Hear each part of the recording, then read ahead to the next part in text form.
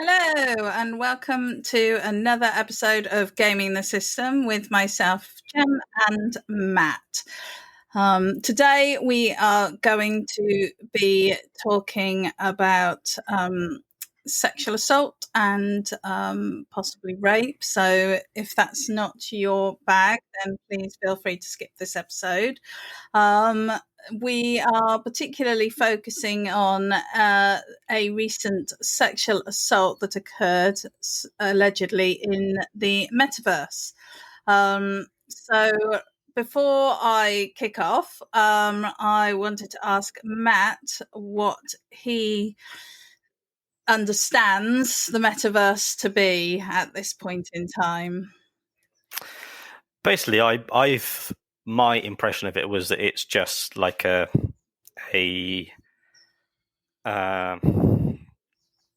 virtual world. Like it's just like putting a VR headset on.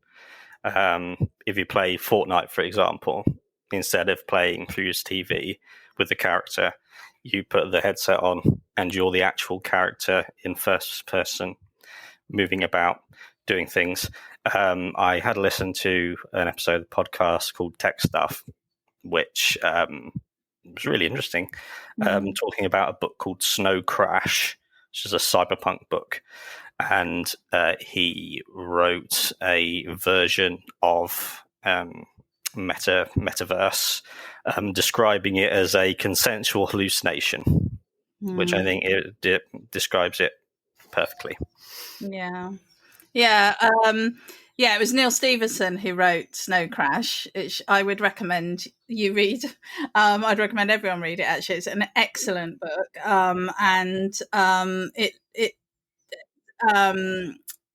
Neal Stephenson's got a real gift for sort of seeing what's going to come next, really, and he talks a lot about the things that we are now experiencing, and it's now 30 years old, I think, Snow Crash. So it's quite an ancient book, really, by modern terms. So yeah, that's absolutely exactly what the Metaverse is in sort of classic terms. And Neal Stephenson, I think, is generally credited with coming up with the concept. It's not a million miles away from the idea of cyber space and other similar terms, really. And it's this idea that we will at some point be spending most of our time, if not 99% of our time, in an online environment. And as we develop haptic suits and other gear, then we will be able to have an increasingly immersive experience in those online worlds. Now, what was really interesting is I was listening to a podcast where they said, perhaps surprisingly, this the technology that's sort of working us towards a metaverse has its roots in gaming. And I felt about laughing because, to me, it's well, obviously it's going to have its roots in gaming. And I mean, even in your initial introduction, Matt, you just mentioned Fortnite. So, our thoughts almost immediately go to gaming. Well, I thought that pretty much anyone's thoughts when thinking about the metaverse would have gone to gaming. But I wonder if, with this last few years, whether communication platforms like the Zoom and Microsoft Teams and things like that have changed our concept of being online into a sort of more real world kind of environment and space. So one of the things that we wanted to talk about today is that in a few months ago, an accusation was made by a researcher who claims that she was sexually assaulted in the online space, in the metaverse, which is the currently Horizon Venues, which is the VR space and social environment set up by Meta, Facebook. So early days for this technology, and she claims that this is Nina Jane Patel claims that she was sexually assaulted by being surrounded by several men who touched and groped her virtual body, and said made inappropriate comments and aggressive comments. And she was in this virtual environment, so she took off her VR headset, but even then she could still hear their voices through the headset, and they were making sort of very classic comments like, oh, don't pretend you didn't love it and this is what you came here for. So she didn't report this to the police because she felt that there wasn't really anything that they could do about it because this was a virtual scenario. But she has spoken out about it because this is what she does. This is her research area, looking at the impact of virtual environments on humans. So I was wondering, Matt, how you feel about, is it possible to sexually assault somebody in a virtual environment? When you frame, that's a really interesting framing. You think, can you sexually assault a virtual body? And you think, can it? I'll go with, rather than trying to overthink it too much. Yes, I think you can inflict a traumatic experience that triggers physical reactions, and that can be done through it's the medium, but the behavior is the same, to exert power over a more often than not women, to live out this kind of fantasy where you get to do whatever you want. And I think that whenever new technology or boundaries are being pushed, it's always sold as sort of, oh, it's the Wild West, it's a land of opportunity, that anything can be done. But the problem is, when there are no rules, the house rules apply. And the house rules of the world are patriarchy and capitalism, which means capitalism means get as many people as possible using your product. It doesn't matter. And then that means that when these people come in and there are no rules, they can behave the way the patriarchy allows them to, which is to do and say terrible things to particularly women.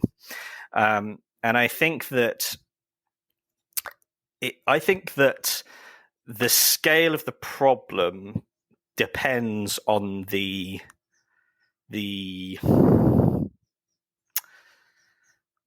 sophistication of the technology, because what she has experienced, clearly, she felt a real physical aspect to it that she wouldn't have felt if it was just like you and I are doing now, or doing it over Zoom. There's that extra element that makes it adds that physical level to it.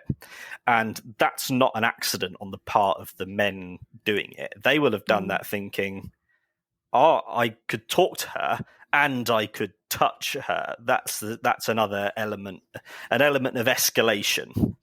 And that's a massive problem that I have with this, because we're supposed to live in a society where there are laws and regulations to protect individuals from predatory behavior. But what we have in the real world, rape and sexual assault, is completely decriminalized in our country. It's basically like 97% of rapists don't even get taken to court. Yeah. And so if we don't stand a chance in society itself, it definitely won't stand a chance in this place. And it gives, so those four men, they might have never done that in the real world. They might have done it, like talked to each other about it, playing games for a long time, and then they get a chance to do it. It's like it's practice for predators, because 3 of them might sit back and go, actually, that felt there's something not quite right about that. I don't want to do that anymore. But then there might be one who said, that felt fantastic. I want to go out and do it in the real world. There's a real that the more it gets as close to you actually being able to touch and feel things, that's when the danger. So that's why now you're supposed to create a product, create laws and regulations around it, and then have an enforcement mechanism to protect people. But what they do is just go, here's the product, everyone go in and do whatever you want. Yeah. I mean, I think that's really interesting what you said about we're barely, when we're simply not managing sexual assault in the real world. So I don't want to call it the real world, actually. I want to call it the offline world and the online world, because I think that's actually a really important distinction. I think our language around this topic has to shift so that we recognize the power of yeah, exactly, and what can happen. So let's say, we are not managing sexual assault in the offline world, and we are not managing a lot of the harassment and abuse that people are receiving online. So if we try and bring those 2 worlds closer together through through the concept of the metaverse, then without proper thinking, without proper thought and care, we are potentially putting people at quite high risk of a sort of a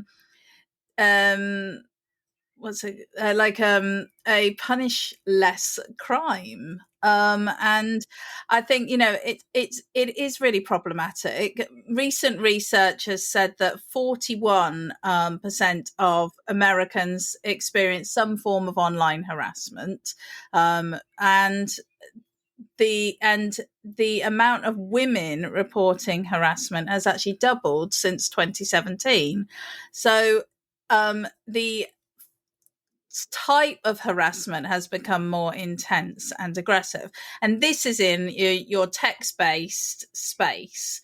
Another study showed that 75, I find this quite shocking actually, 75% of women surveyed has received unwanted sexually explicit images. Now that is just, that's horrendous. Now, so then if you put people in a physical space where they need to go to work, to school, to socialize, if that's how the metaverse is hoped to be, and we haven't managed to deal with these antisocial behaviors and these devastating and damaging behaviors, we're going to be in real big trouble. And I think what's really quite worrying is that Nick Clegg, who was the Deputy Prime Minister and is now the President for Global Affairs at Meta,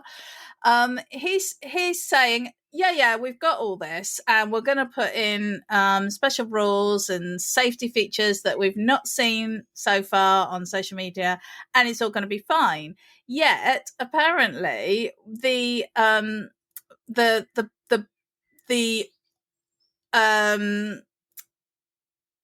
just looking at the Meta investors demanded that in December that Meta do a actual investigation into the potential civil and human rights harms that the metaverse could experience, that people in the metaverse could experience, and they ignored that, and then they raised it again at a meeting, in an investors meeting in May, and it was voted down. So Meta themselves are not doing proper investigations into the potential issues here, whilst at the same time going, yeah, sure, we've got this in hand, we're just going to put in some stuff, but we don't know what stuff they're going to put in and how it's going to protect people.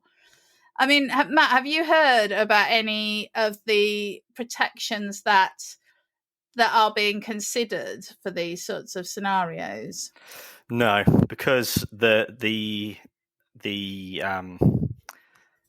as I said, my perspective on the world is that the two founding pillars are patriarchy and capitalism.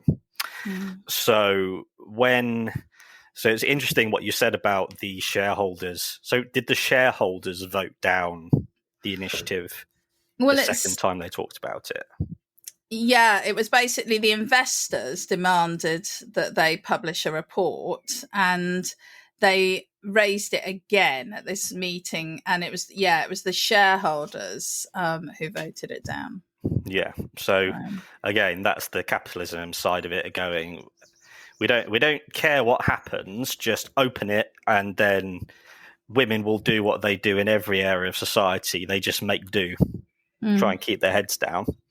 And it made me think of, so if you think of the patriarchy, capitalism is the seed of the decisions they're making.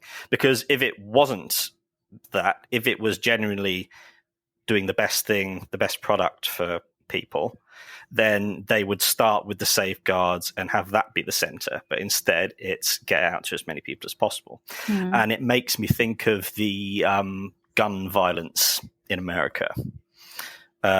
Looking at, so like we have a society in Britain, we have a society in America.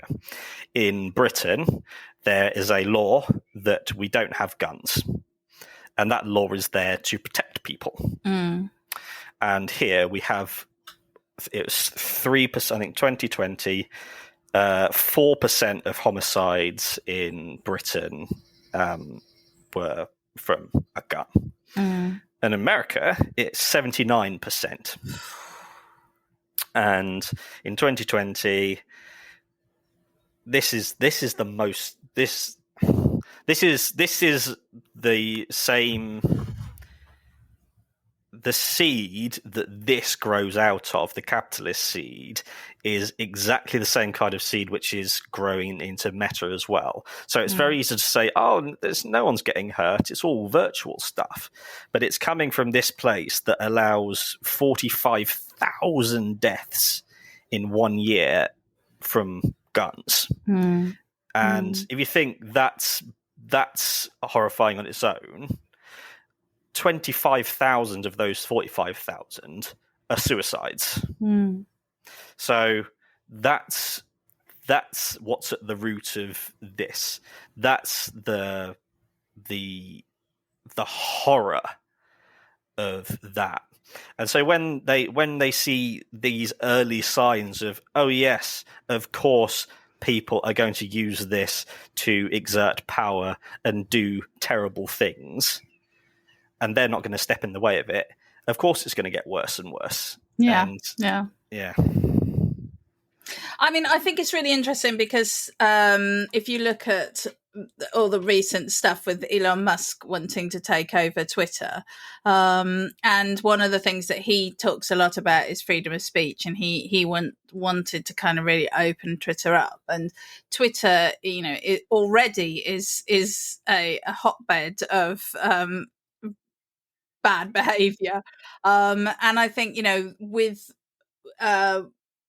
if it was opened up even more, it would become extremely problematic. But isn't it interesting how generally the people that want to open these things up and want to remove moderation and any kind of sort of like restrictions are generally white cis men?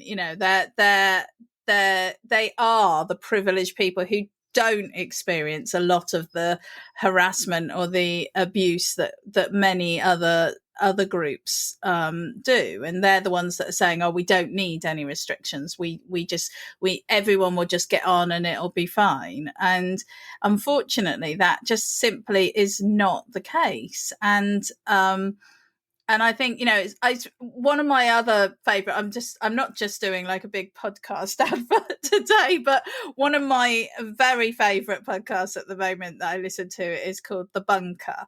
And they talk about all things political. and they do sort of like a daily, I mean, they're ridiculous, they do podcast, and it's brilliant. But they recently did a series of, I think it was 3 or 4 specials on the metaverse. And on one of the sessions, which was called Does the Metaverse Need Laws, they had Lorna Woods, and she is a professor of internet law from Essex University. She recently received an OBE for her work on the online harms bill, because she is, along with other people, she's looking at the need for a statutory duty of care, and that is overseen by an independent regulator, and that can then help protect against some of the concerns that we all have regarding social media, because what she wants to do is to make those spaces into sort of public spaces, and therefore they are governed by public restrictions and public laws, and it's up to the government to legislate, and it's up to the organizations to put safeguarding and the safe environment, the development of a safe environment as a priority over money making, over profit, over all of those capitalist desires.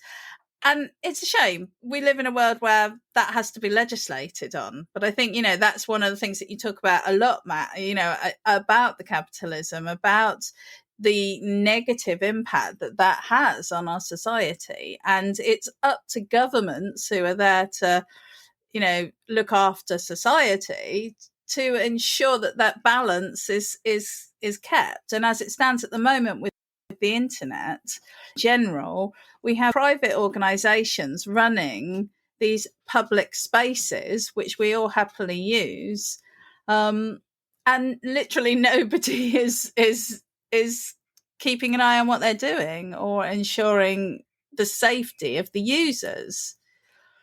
I mean, the idea of sort of online sexual assault isn't new. I mean, it's been around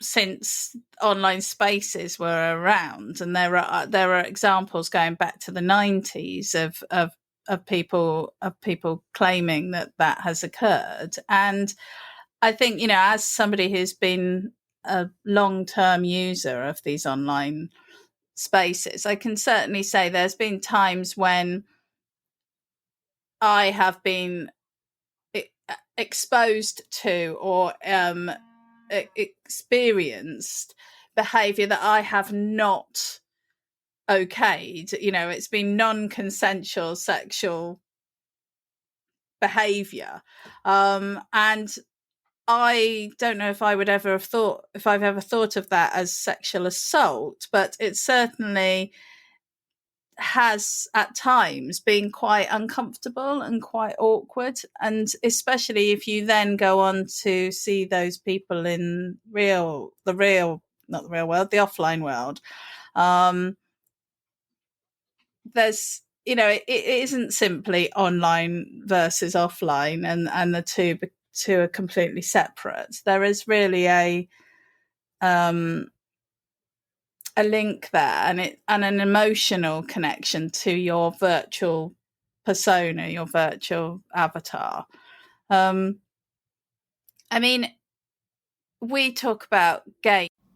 We hope you enjoyed that episode of Gaming the System. If you want to support us, you can donate to us through our PayPal by sending it to wearegamingthesystem@gmail.com if you want to send us a one-off donation. If you want to donate to us monthly, you can subscribe to our Patreon at patreon.com/gamingthesystem. Until next time, bye-bye.